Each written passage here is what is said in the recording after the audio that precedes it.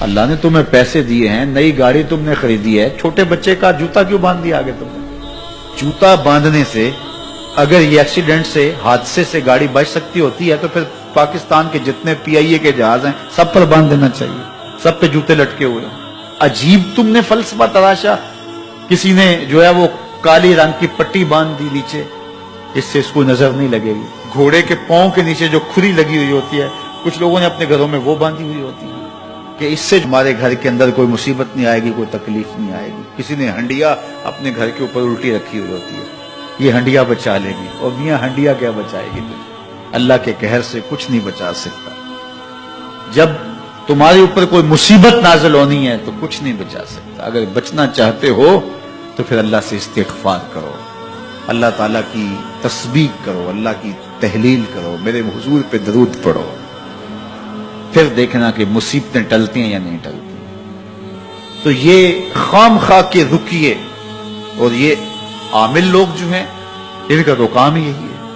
ان کا کام چلتا ہے لوگ ذوف الاعتقادی میں مبتلا رہیں, اور یہ کہہ دیتے ہیں کہ آپ کے خاندان میں ایک منحوس عورت ہے, یہ اس کا کیا ہوا ہے, تو کوئی نہ کوئی منحوس کو پہلے ہی انہوں نے طے کر رکھی ہوتی ہے, فوراً ذہن وہاں جا کلک ہو جاتا ہے.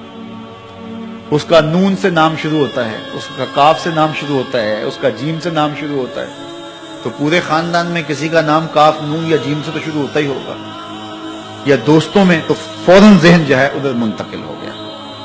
اب یہ بابا جی نے بتا دیا ہے, ہاں ہاں ہاں اس نے یہ بات کی تھی, کچھ باتیں یاد آنے لگی, اس کاف سے شروع ہونے والے نام کے ساتھ نفرت پیدا ہو گئی. اس بابے نے نفرت کا کاروبار کیا. اس نے تو 100 روپے 200 روپے لے لیے, لیکن 2 انسانوں کے اندر نفرت ڈال دی. اس کا گریبان کل قیامت کے دن پکڑا جائے گا.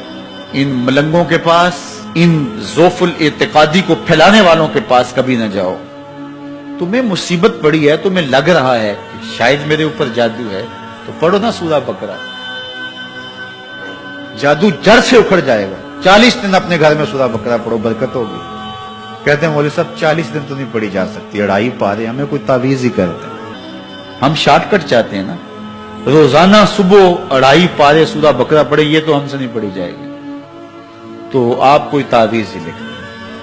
کاروبار میں برکت نہیں, میں کہتا ہوں پڑھو نا سورہ واقعہ, 3 رکوع ہیں, برکت ہوگی. ہم کہتے ہیں ہمیں تعویذ ملنا چاہیے, بس وہ ہم گلے میں رکھ دیں, بٹوے میں رکھ لیں, پرس میں رکھ لیں, اور ہمارا کام ہو جائے, ہمیں کچھ بھی نہ پڑھنا پڑے, ہمیں وضو تک نہ کرنا پڑے, نماز نہ پڑھنی پڑے, اور برکت ہو جائے. ایسے برکت تو نہیں آتی. اس لیے چھوڑو ان کی جان, آؤ قرآن مجید پہ آؤ, آؤ سجدوں پہ آؤ, آؤ دعاؤں پہ آؤ.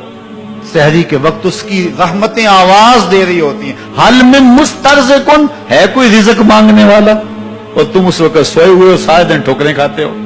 آؤ نا اس وقت جھولی پھیلا کے, ہاتھ پھیلا کے کہو مالک تو جھولیاں بھر دے, تو پھر دیکھنا کبھی کمی نہیں آئے گی, عطا فرمائے گا. دین کی بات پھیلانا صدقہ جاریہ ہے. ثواب کی نیت سے ویڈیو کو شیئر ضرور کیجیے. جزاک اللہ.